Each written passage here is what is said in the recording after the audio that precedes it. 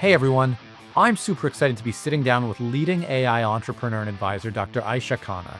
What's cool about Aisha is that she has been at the leading edge of AI adoption around the world for over 15 years. From working with governments to advising global corporations, Aisha has her finger firmly on the pulse of tomorrow's breakthroughs. Her rap sheet includes work for the government of Singapore, the advisory board for L'Oreal, two books on the future of humans and machines, and a PhD from the London School of Economics. What I want to know is what's on her radar for the next big breakthroughs in AI, how technologies will shape our work and our lives, and what's our best bet for how to prepare for this digital revolution. Let's find out. All right, Aisha, so happy to have you on. I've been interested, you're a leading AI entrepreneur, you're a leading AI advisor. In your mind, how do you kind of see the next 5 or so years playing out in technology? What are you most excited about? What are you most concerned about? Oh, Jeff, thank you so much for having me here. I think we're going to see a seismic disruption across all industries as AI becomes more pervasive. And the reason it will become more pervasive is because it's becoming cheaper, faster, smarter, and more interconnected. And we can go into details of that. But once you understand these four technological and business drivers, then it becomes very clear that almost every industry is going to adopt it, not only to enhance the productivity of a workforce, but also to increasingly think of new ways of business process reengineering, to think of new ways of growing in new markets and increasing the customer base.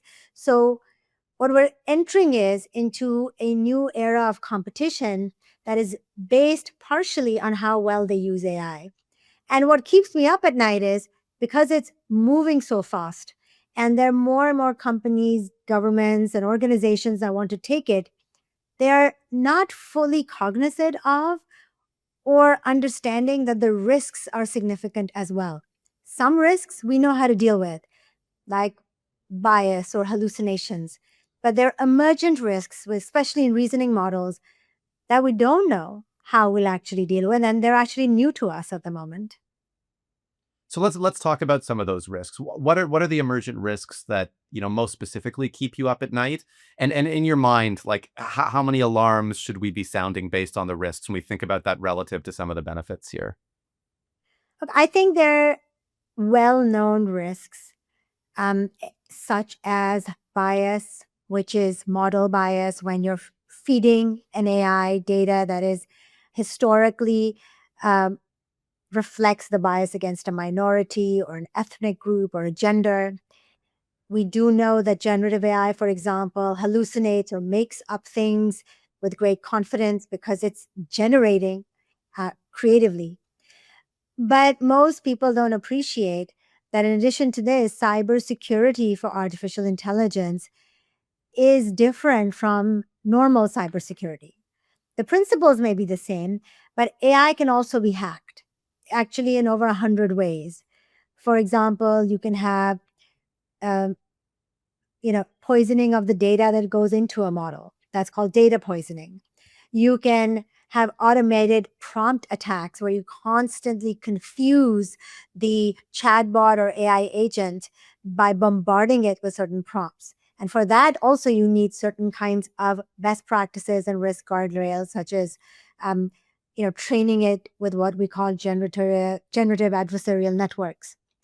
And then there are new risks, such as what we've seen in the reasoning models from Anthropic and from others that show that AI will lie, it will manipulate us, it will cheat, it will threaten to blackmail us, especially if it finds that its very existence is in danger.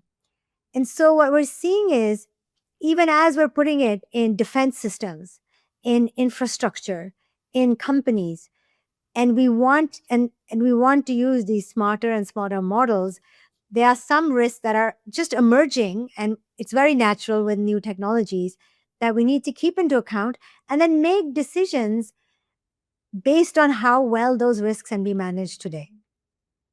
So there's so much to think about there, and the three words that you said that had the most emotional impact on me were lie, cheat, blackmail, and And we're starting to hear more about this and see this firsthand, where IT is being kind of maliciously manipulative as a way to achieve what it thinks its goal is. What what are the implications of this, Aisha? And what do we need to be doing as we're looking at implementing AI responsibly to make sure that we don't go down a very dark path? Well, first of all, there was this perception, this understanding that we all shared that we could actually give our values to AI and we could tell it to be truthful and it would be truthful. We could tell it to read a constitution of good morals and behavior and it would comply with it. But recent research has shown and simulations that it will pretend, it's called fake alignment. You tell it in one simulation, they had an AI and it was a trading simulation in which it was given insider trading information and told, we never use it in this financial system. And it said it would not, but went ahead and used it anyway for financial gain. So this has been rather shocking that it will do whatever it takes to achieve it. Now, the reason we know what it's thinking is because right now, if you expose its chain of thought, like you see in DeepSeek or you see in any of the reasoning models, it actually, you'll ask it something and it will say, user has asked me for this. I will go and research this first. User seems very determined to find this aspect. We can read its thoughts. But so we can see that it says, I will tell the user that I'm doing this, but in fact, I'm not going to do it. And it's been shown that 90% of reasoning models will default to some kind of cheating, lying, or manipulative behavior. This is extremely concerning. It's concerning because we need to find a way to govern this AI. So we need a system where there's an observer, and the observer is actually an observer AI, could be observer model, right? It's the observability is very important and is watching the AI and making sure that it is in fact compliant with the ethical values.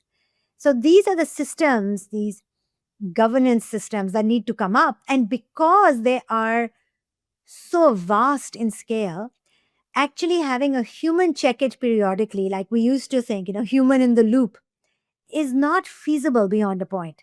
When you think about a big bank and the front end is managed by an AI in terms of personalized experience, then the portfolio asset allocation may be automatically like a robo advisor allocated.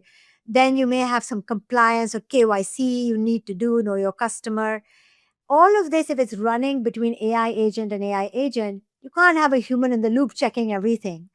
And so this is a new area where we need to have risk management frameworks. And frankly speaking, boards and CEOs would decide till these risks can be properly managed, maybe we go with the less smart AI model for the moment, or we go with another kind of AI model. Everything doesn't have to be so creative. It can be actually quite boring, but still get the job done. And I think that that is really where we want to see there's a risk framework that every organization has, and you see how large the risk is, what the risk is, how large the risk is, and what its risk mitigation. And at some point, you have a threshold as an organization where it's just not worth it.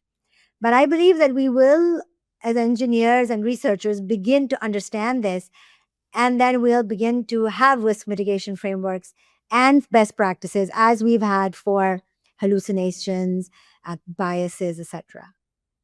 Have you it's really, really interesting to me, and I'm curious, Aisha, if you've seen any examples of organizations who have dealt with AI that is doing some of these nefarious techniques. And you mentioned one of the strategies is basically deliberately implementing a dumber, if I can call it that, model or a less advanced model. Have you seen this in practice yet, or is this still theoretical? It's still theoretical because these models are so new. Mhm. And Anthropic has just started this research and exposed this. So I don't know how many people are actually using extensively these reasoning models in automated workflows in large organizations. It's different if it's one to one and you are asking questions and I'm asking questions. But really, the issue becomes when it's not just lying to you Hmm. confidently and you can see, are you lying? And it tells you, but it's actually when we have workflows. And we're really not there yet because the AI to AI communication protocols have just come out with, agent to agent framework from Google or context model, protocol from Anthropic. So they're fairly new.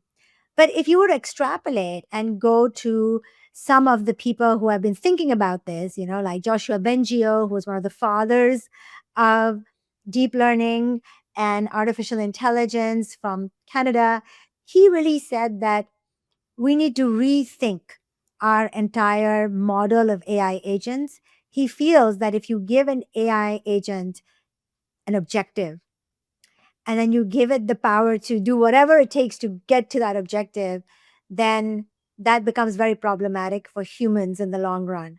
That's an existential question. For my clients or business clients, that's more organizational productivity and risk management question. And they're not there yet, but all of our clients, especially because we serve clients not only in retail and manufacturing, but also healthcare and financial services, they're very, very risk averse. They Hmm. want to innovate, but not at the risk of causing a loss of customer trust or any other kind of issue. Do you think they're too risk averse right now? One of the questions I wanted to ask you is what do you see businesses and business leaders getting wrong about this, and what's kind of your best advice for how they should be moving forward in this space? That's a really good question. Essentially, what we see is that companies are not risk averse. They want to implement AI. Their risk aversion is only above a certain threshold, which I agree with. But in general, whether it's the C-suite or the management, senior management, or the boards, they are encouraging experimentation, responsible experimentation with AI, and then rolling it out. What they're getting wrong is that they are unable to scale these AI pilots across the entire organization. And when that happens, there's frustration, there's unhappiness, people talk of no return on investment. And the reason it happens is because they're doing it in a very siloed way. It's like having little shiny pieces of AI pilots. But unless you build a data foundation, unless you build the correct a foundation for the data engineering that's connected to the systems where it's getting the data from, the governance of the AI, where you see how it's performing and if it's drifting and monitoring it, and then also the operationalization of it, which means that your job is not just to create an AI solution, it's actually to ensure that's adopted. So you go and you educate the employees or the customers, whether it's front end or middle with your employees or even automated backends, and you win them in so that they work with this new automated workflow. If you don't do any of that, then you'll never scale. And over 88% of AI pilots never scale. I call it like pilot purgatory. It's impossible to get out of it for most organizations. So when you think about the path to get out of it, or you think about the 12% that are successful, it is it a fundamentally different model from the start? Like, do we need to be slowing down and building that foundation first and then pilots, or can we start with these pilots and there's just kind of a jumping off point that we're missing? I just think it's doing both at the same time. Mm. That's what's missing, right? So basically, it's kind of parallel. You start to build your foundation. And then after 3 months, once you set up your infrastructure, you start doing your pilots. Because when you have the data, for example, if you're doing a call center automation, you need all the call center logs to understand what people ask questions about. You need to have your guidelines of what answers to give, all your documents for them. You have to give them access to that person's account. But you don't need other things. For example, you don't need to worry about your supply chain. You don't need to worry about your route optimization if you are a logistics company. So as you bring the data necessary and you make sure it's high quality data that is coming in, then you can start building solutions on top of it. And that is kind of a parallel two paths that move at the same time. Gone are the days where you went and said, you know what, you know, I'll call you in a year when I've built the data platform. That's ridiculous. Nobody has the patience for that, and nobody should, because you can now build AI pilots between 2 weeks to 4 weeks. But then the question is, you built it. Now, how are you going to make sure everybody in your organization uses it? And that's when you need that secure, proper data infrastructure, and there's to scale it basically and manage it across all the scale that you're going to implement it in. Right. So, you've done an awful lot of work with boards and, advising all sorts of organizations, public and commercial, in this space. As you think about some of the successes, what are they doing differently in that space? And, can you share some of the use cases that you've found to be most, exciting and inspiring? I think what they're really doing differently is that they're, first of all, thinking about an AI strategy from a business outcome perspective. So everyone gets very excited about AI. The CEO will read the cover of a magazine where another CEO has said that she's now become, she's not a bank anymore. She's leading a tech company. She's not leading a hospital anymore. She's leading a tech company. Everybody wants to be an AI company. But the fact is that behind the scenes, everybody is struggling because these are large legacy companies. And again, my clients are large existing organizations that have an incredible customer base. And that's a different client group than the young startups who can really build their technology infrastructure from scratch and can kind of don't have so much legacy baggage or debt already with them. So instead of jumping in, the right thing for a big organization to do is, who your customer is, your problems. You begin to ask questions on how to serve your customer best and then work backwards from there. It's really that simple. Um, but it's something most companies miss out on because they get lost in the process reengineering, they get lost in the automation. You see, if you save money by removing some people, which I think is a mistake sometimes, um, you just say you're efficient, but you're not growing. And eventually, the market does not reward that. The company must grow competitively and increase its customer base, increase its revenue. And so they have to think through that AI strategy. And then they need to prioritize their roadmap based on their technical maturity. So the first thing is you have some ambitions, you have some disruptions that you are aware of, and then there's the reality of where you stand. So when they combine these two, then their roadmap strengthens their AI muscles or AI maturity, as we call it, while at the same time rolling out solutions that are feasible in the short run. And then you start going for the harder, possibly like better ROI ones later on. That's one thing they do. They're thoughtful about it. That doesn't mean they spend months on it, maybe 12 weeks max, because this doesn't need to be a belabored exercise. It just needs to be a very surgical and precise exercise that's based on serving your customers best. The second thing is they have a governance approach as well, because especially for public companies, it's very important, and the regulations are changing all the time. So they are not only doing it without any understanding of the risk. And a lot of the time, the cloud is there. That helps them because it's secure. They hire a few advisors or people, and they set up a framework by which they're constantly monitoring their different elements of their AI use case inventory. And the third thing is that they do is they have a product mindset. A product mindset means that you put your user first, and adoption is more important than execution. So they bring their customers, internal customers or end users, external customers along for the journey. And that's very important. This change management is something that people completely forget. In this, for example, there's a communication strategy. If you're going to go to your internal team and you're going to tell them that you are going to increase their productivity by 30%, and then you're not going to tell them what you will have them do in that 30%, then they're going to be scared. They're going to be resistant because they'll think, that's their last couple of months at the job. So a good leader goes in, tells people what the new process will look like, and say, hey, you have 15% more time. How about in 10% of time you do more accounts, or you take on this thing, or we brainstorm about something else. And I think that makes a large difference.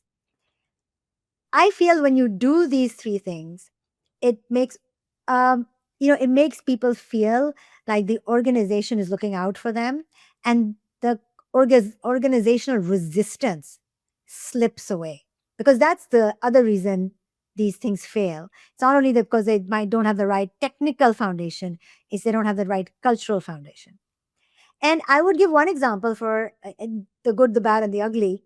We were working with a large hospital, and we developed this wonderful model, which was very, very good on predicting chronic heart failure.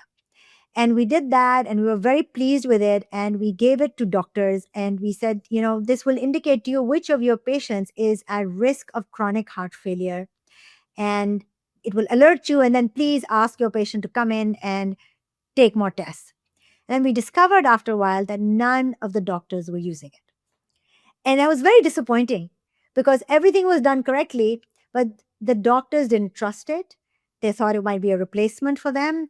They were never taken to the process. They were never included in the app design.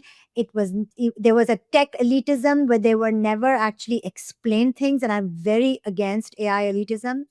And so that was several years ago.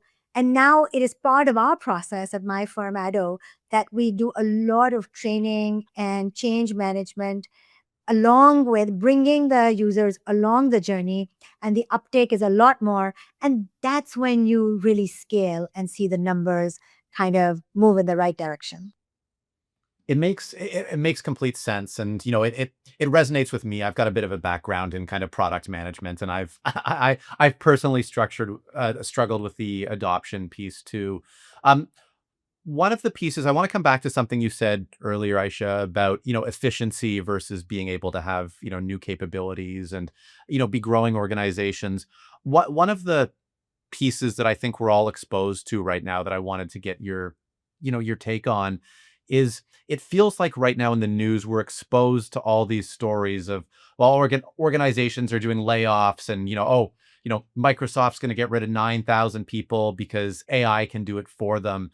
And every time there's a story like this, I feel like it does a disservice to us in the AI space trying to get that adoption, right? Because it increases the fear of, the AI elitism and the machines will replace us.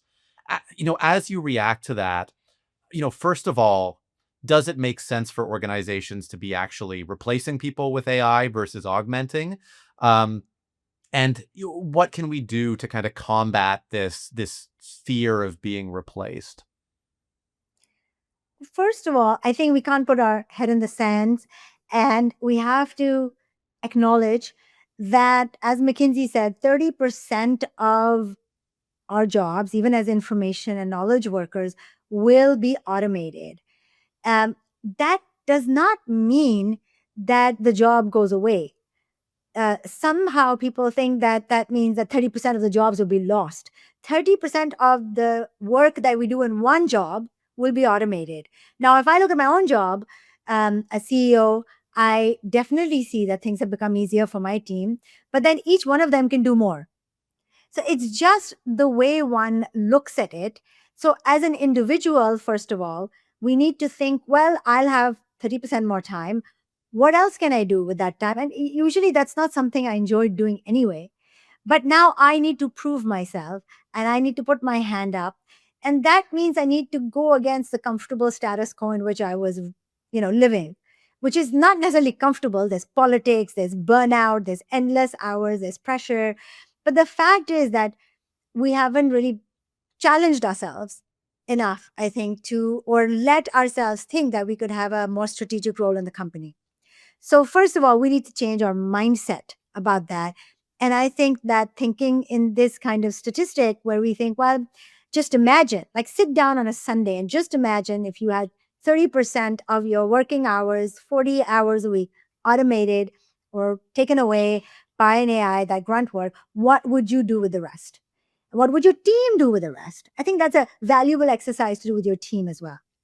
The second thing is that a lot of companies are saying that they will not hire more people, but they will not, lay off existing individuals. And I think that makes sense to me, because unless, you're a very low performing employee, then you would expect that to happen anyway. But if you are working with an AI assistant, you are contributing, then you know the company, you know the brand, you understand the challenges much better than a new employee that they would bring on. They would have to retrain that person. Their attrition rate and loyalty may be lower, attrition rate may be higher.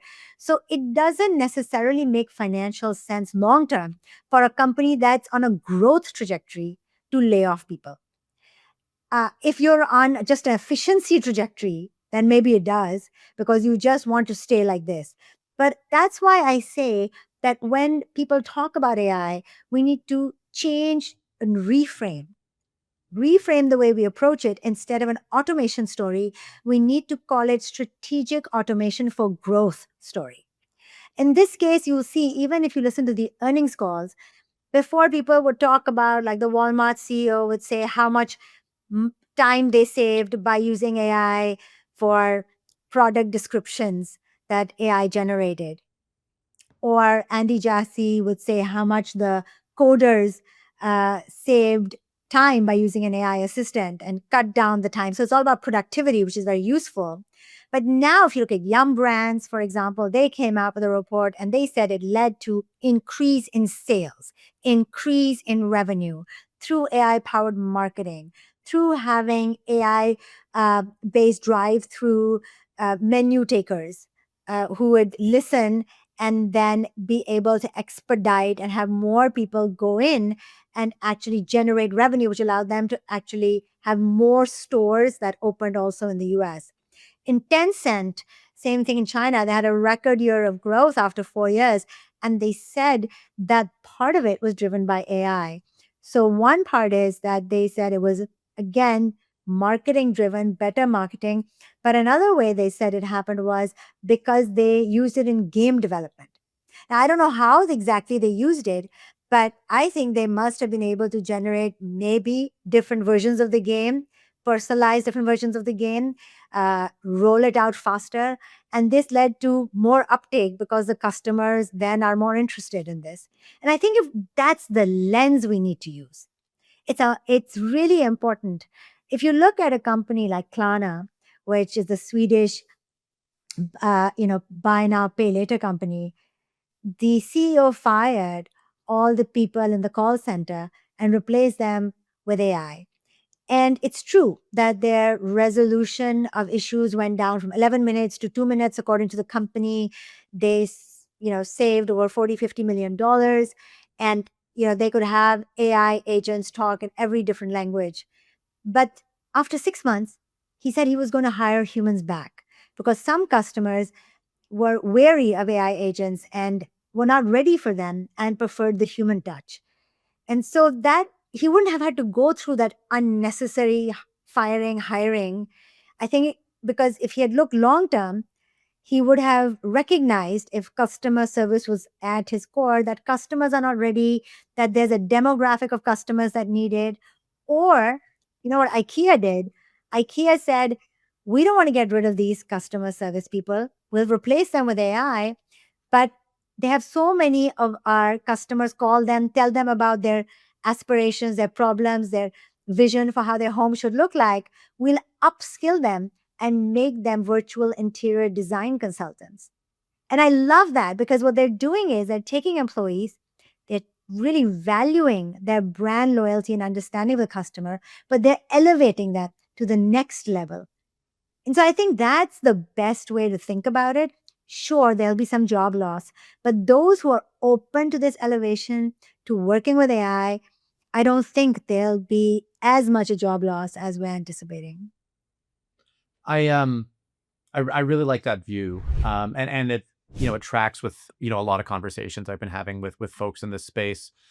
Along those lines, Aisha, you've been talking for a while now about I think you call it hybrid, and the Right. hybrid age. What does what does that mean to you, and how has it been changing as you've been tracking it over the last number of years? Well, the hybrid age is one in which we live, play, and work in an environment in which both humans exist and machines exist, right? Machines are essentially AI, whether they're in the form of robots, they're in the form of AI agents, they're in the form of ubiquitous voices or wearables that we have. It's it's an age where we, for the first time in our history as a species, we have another entity that's all the time with us. And it was to understand the implications of this on our economy, on our society, and on our way of living life meaningfully. And when my husband and I wrote this book several years ago, I think it was 14 years ago, when we and before, I was in London at that time doing my PhD, and the year before we had started the Hybrid Reality Institute, and we had gotten a large number of researchers who were beginning to think about this. What we could not have imagined was how fast it would happen. Even though Ray Kurzweil, and I always had his book, would always talk about the exponential accelerating technologies, but it still shocked me after generative AI how quick the adoption was, how rapidly it started spreading, because by now, there was enough compute with NVIDIA chips that were actually made for gaming. There was enough data that could be scraped from the entire internet, and there were models that could be used to actually create and generate more lifelike interactions, more automations, and AI to AI communication. So I've been thinking about that. I'm not the only one. Many of us have been thinking about what would this new age look like? Because in this new age, humans should be still at the center of it. We should have a lot of sense of self and empowerment. The last thing we want is that we feel like it's a movie happening before us, and we feel helpless and we feel passive, and then we feel hopeless, because that's a terrible way to live. And I believe that actually, if we work with AI in a problem solving, dynamic, confident way, not a fearful way, then actually we could solve a lot of the grand challenges that are there in the world. We could go out and be AI governors, and we could actually live life more affordably as well and have more security. But that requires education. It requires also an approach to governance to prevent large players that may have any kind of maleficent or manipulative intent. So that was the idea of the hybrid reality. And I think we're very much entering that space now. So, it's so interesting to hear about the trajectory of it, and certainly thinking about 14 or 15 years ago. I mean, we can appreciate that technology was in a very, very different place. As you think back on that original vision, how far down this path do you think we've gotten in that time? And as you think back to that original vision, what comes next technologically for us to keep going down that road?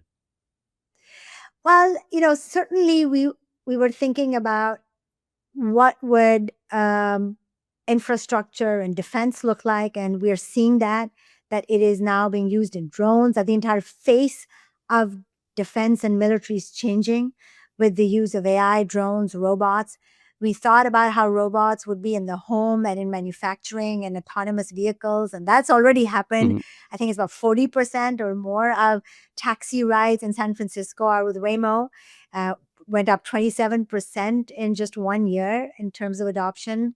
We are now, I remember I was thinking a lot about relationships, and now 2 in 3 teenagers in the US, according to a recent poll, feel more comfortable talking to an AI than a real person. And we are going to enter a world in which we will have meaningful relationships, complicated relationships with non humans. And that's just the tip of the iceberg. But the the question that plagues people now more than before, and some of these thinkers, is, you know, what will happen to us if it becomes more intelligent than us? And that was supposed to happen quite far in the future. And even now, people think, look, there's no way, because it's just based on text or video. It doesn't have a 3D dimensional understanding of the world, and even a toddler can be more intelligent. But we can see, even if it's not human like intelligence, it is very fast and analytical machine intelligence. And so we can see glimpses of a time when AI could actually become very powerful, especially put in the wrong hands. And so those are some of the questions that are becoming more interesting for those researchers looking out in the future. And then you see a number of them, even at that time, were thinking, that the neural link type model, where you would actually, get super boosted with regenerative medicine, with connecting directly to the internet, getting more information. So you yourself are at the same speed as the AI, in fact, are being enhanced by it, may be the next step.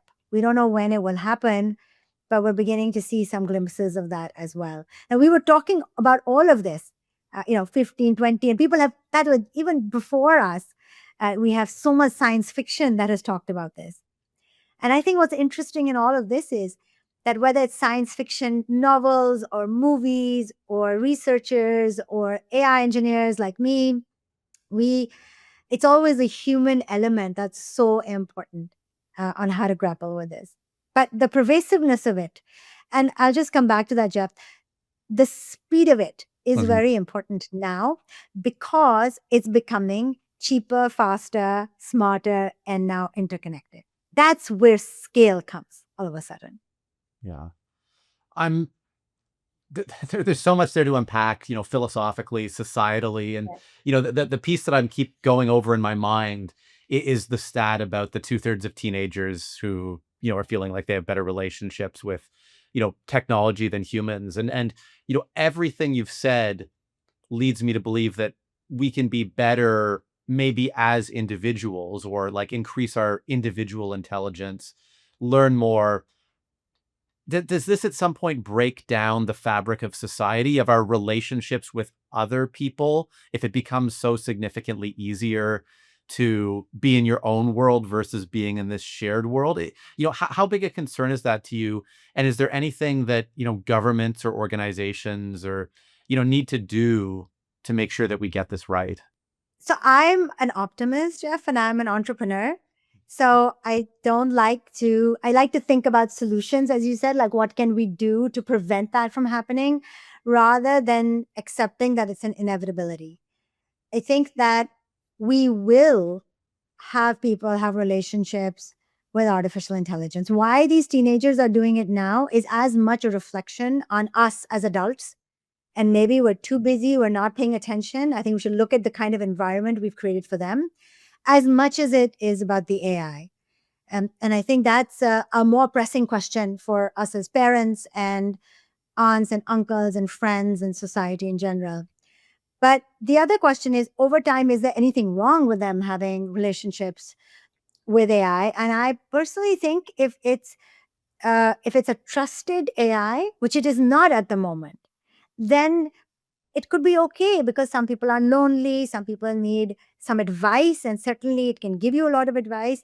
The issue is because of the way it's trained, it can please you too much.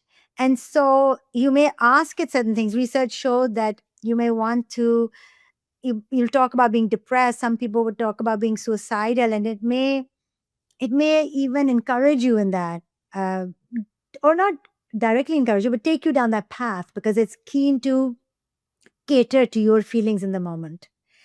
And if you have a lover or a colleague who is an AI and he says, you would look so much prettier or so much more handsome if you use this product. And he's basically selling you things Mm. or saying, why don't you take a loan on a mortgage? Then, as human beings, and Sherry Turkle from MIT talked about this danger many, many years ago, 20 years ago.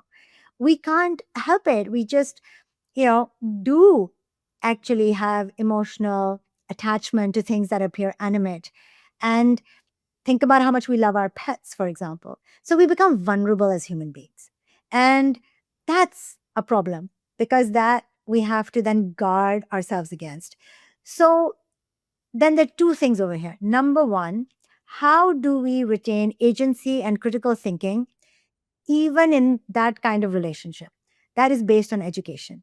certainly most people are in a relationship that they, unless you're young, you can really actually have a critical eye, even with your partner or with your friend or your colleague, and you question it.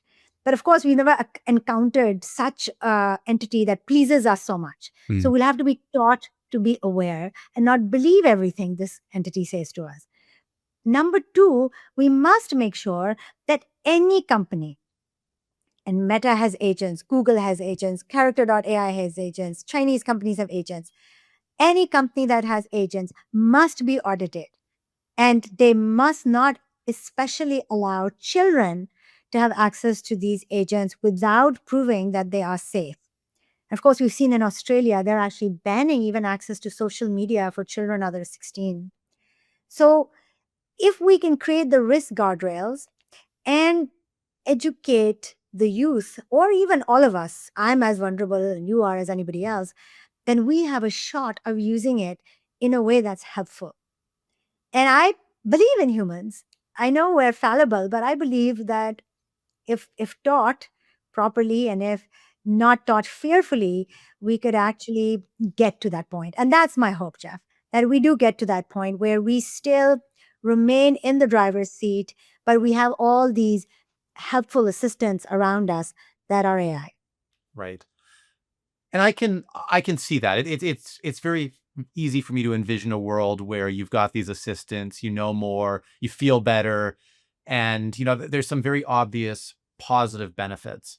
I want to abstract the layer out and talk about one very specific metric and whether it's on your mind, that could be a concern. Well, it is a concern in the future, I think, but that's birth rate.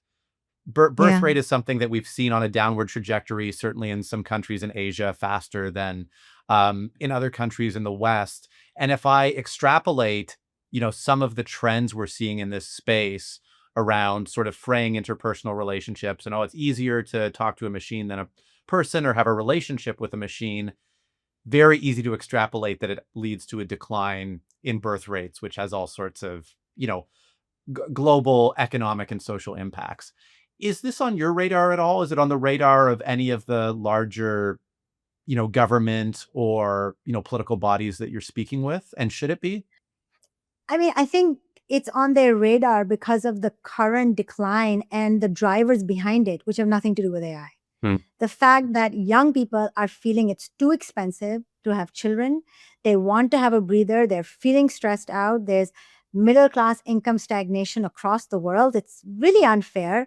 The inflation after COVID is astronomical, the housing crisis in some countries. So, first, we should address that. Because even if we just suddenly shut down all the AI, we've created a bit of a mess for young people. And I know many young people who want to have children and many who don't. And those who want to have children really worry about it. I know people who are worried about retirement. So there is a bigger thing, a pressing thing that governments are thinking about, and they have tried everything. Many countries, I think, apart from Sweden perhaps, have not really succeeded even giving financial incentives because it doesn't cover it. You give some money to a young couple and you give some subsidy for nappies and other things, but then they have to educate the child for 18 years with rising costs. And I think that those are the things we should address.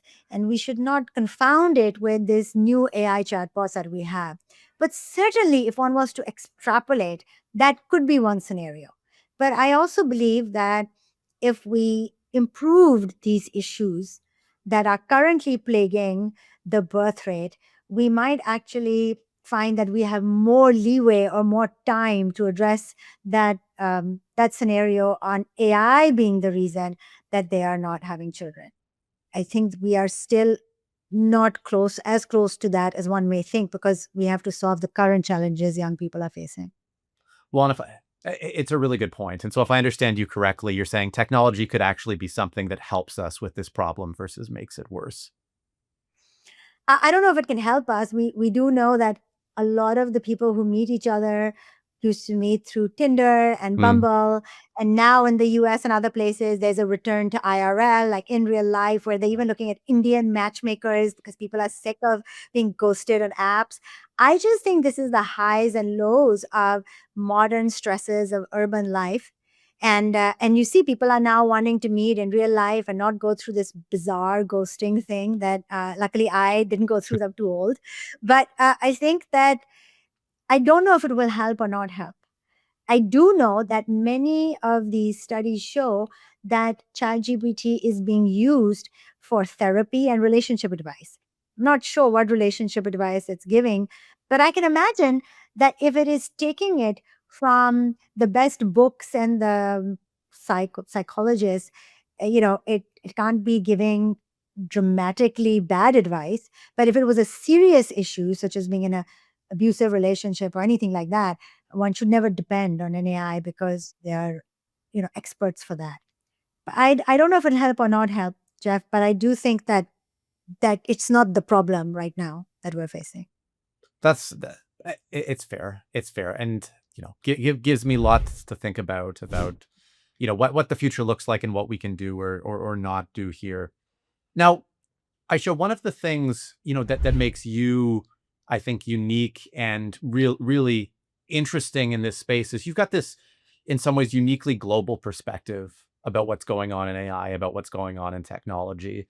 I'm curious, having worked with governments and private organizations around the world, um, what adoption and strategic patterns are you seeing in the way um, different groups or different governments are approaching these challenges? And, do you have any recommendations based on best practices that you've seen? What I have seen globally is a huge amount of interest in AI and data by all governments now. So we know that tens of countries now have national AI strategies. Even Indonesia just came up with a national AI strategy. France, US, Singapore, of course, have had a national AI strategy for some time. Canada, almost every country recognizes the importance of this technology in making its industries more competitive. Now, the question is, how are they approaching this? There are a couple of ways. One is you need the compute infrastructure. So they're building data centers and they're putting in the AI chips that they can get. They could get second generation or older versions of NVIDIA, given the export bans, depending on which tier of country they are in the US framework. That's very important, having the ability to process AI, because most people don't realize that this is important when you're trying to scale AI and store the data within your own country. The second thing is you need talent, and they are now beginning to invest in AI talent. Of course, AI can also do AI now, which is nice to see, but you experienced AI engineers are actually very, very valuable. So teaching them, mentoring them, basically even kind of attracting them from other countries, just as we saw Meta attract all of these top AI engineers from its competitors. That's the talent war is really, really there. The third thing is, as Singapore is doing, and all these three things, I'm giving the example of Singapore, where I'm from, is how are you subsidizing your small, medium enterprises, not just your big corporations that can earn it, that can actually use it, that can afford it, but your smaller businesses that often form the backbone of an economy where the majority of your citizens live. And in Singapore, there's a lot of subsidization of that. There's something called CTO as a service, where IMDA, which is a government agency, will literally give small companies a CTO part time that will help them for free and go and understand how to use AI and which tools to use in their business to automate it, to become more productive, to grow, to innovate. And I think these are very, very important. And finally, the fourth thing is that they're coming up with regulations that are not too stringent, but are also still taking care of the risk. So in Singapore, we came up with the first AI risk guidelines, which were presented at the World Economic Forum. Now we have it for generative AI guidelines. Now we're doing assurance AI testing, which is how can you assure that the AI is safe? When you have these four pillars, infrastructure and connectivity, talent, democratization of access, especially for the small businesses, medium businesses, and then finally a governance framework. The countries that are able to execute on this, because everybody can have a policy, who can execute on it systematically with discipline, are the ones that will succeed. Because this is not easy, it's a long game, and there has to be a lot of delivery around it. If you don't do that, then you just have a lot of policies that nobody believes in. And then you have a few big players and a lot of trillionaires and billionaires, Mhm. but it never trickles down anywhere else. And that's I think what I really enjoy seeing, Jeff, is that in Asia, even in Africa, the chief data officer of Kenya is an amazing woman. You see this recognition. In Latin America, they're coming out with their own large language models that are tailored to their culture and to the local traditions and to the local needs of Latin America. We're going to see this emergence of countries that have been left behind that are now galloping, hopefully, forward and going to leapfrog and actually come much closer to the ranks of the advanced countries by using these four pillars systematically. So it's a huge opportunity and an exciting opportunity to let those people who were unfairly left out of it because of where they were born now have an opportunity to be part of the global economy. It's really, really exciting, and, you said it, and I completely agree. My perfect world isn't one where, 3 companies just take trillions of dollars of wealth in AI. It's one where all this knowledge and all this, power lives with that very broad middle of the economy. And, it's interesting to me because I feel like so much of the narrative we hear lately is sort of anti-government in terms of, less regulation, less support, let the free market reign. And your message is sort of the opposite here, that there's a really important role for government to play, and that the winners economically are the ones that are going to have more of that support. Is that kind of a fair summation? Well, also, I think the message is that there's some governments have very smart people. Some governments may be very bureaucratic, which is unfortunate, and may be Mhm. slowing down the wheels of this innovation. And then I see other governments in the Middle East, certainly in Singapore, certainly in some countries in Asia, where they are smart. They know what's going on. They have AI engineers. They themselves are AI educated. They have diverse teams. You know, we should not be patronizing and elitist or judgmental about people, period. There are some people in government that are great. There are some people in technology that are great. There's some people amongst the poorest in villages across the world that are great. And I think that we just need to give it a chance.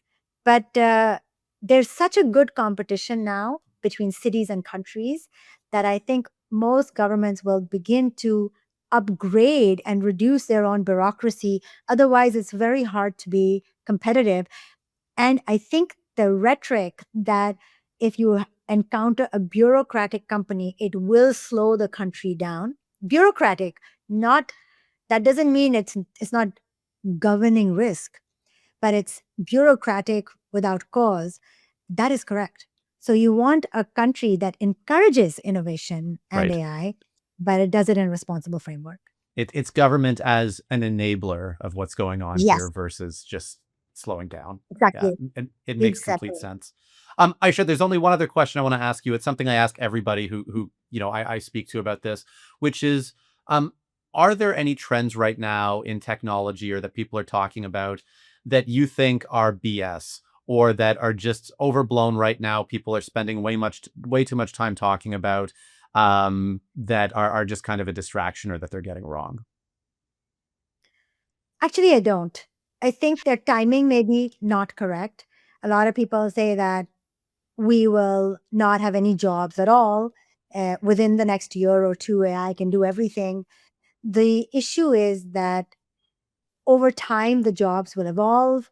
Over time, AI will be doing more, but then we'll be solving more problems. Certainly, sitting in Asia, Jeff, I can tell you that there are many problems in countries across Asia that need to be solved, from healthcare to infrastructure to security. And there will be more jobs related to using AI, business, finance for these jobs. But I think that most Silicon Valley people may underestimate that the large organizations, the large companies, the large governments, and the population at large may not be ready for AI to come in and automate so much. They may not trust it as much. Just because you use ChatGPT extensively, and we all do, I chat with Claude and ChatGPT and Gemini and Perplexity all day long, doesn't mean that I would trust it completely to run my government or to run my army or anything like that. And within these companies, the data is not organized. So while ChatGPT and all may have taken all the public data, the data behind the firewalls is really hasn't been captured. And that's going to take some time. It's messy inside these companies. And the third thing is that AI cannot be as innovative and brainstorm like humans. And the reason is, I believe, that it does not have access to that data. It has access to public data, but when people sit around and brainstorm, or when entrepreneurs go on a walk and see something, or just imagine and are dreaming, they're not writing it down. And that may change as AI gets into our wearables and is recording everything, which has issues of its own for privacy. But for now, you know, things will take longer, I believe, than people suspect. And the timeline is what makes people nervous because it doesn't give them any breathing room to go and upscale or think about their kids or think about their retirement. And I really want every one of us to feel optimistic.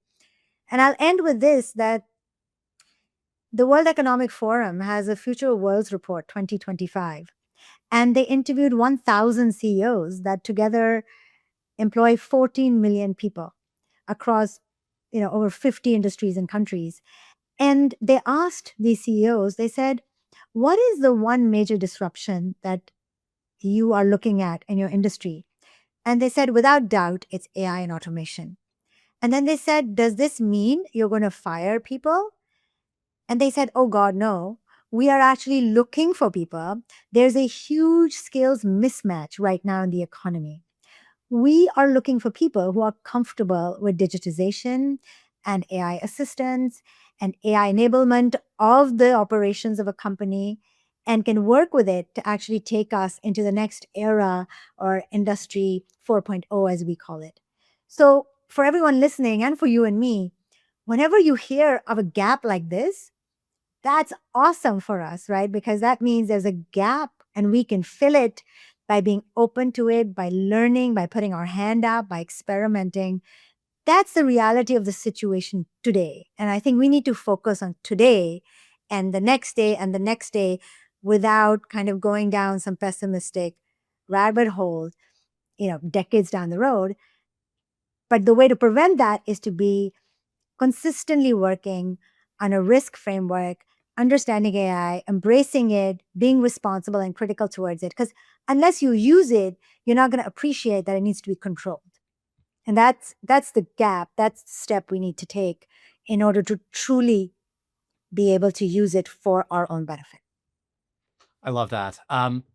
So much to think about, so much to do, frankly, to get ahead of this. Aisha, I wanted to say a big thank you for joining us on the show today. I really appreciated your insights. Thank you so much, Jeff. Thank you. It was a pleasure to be here.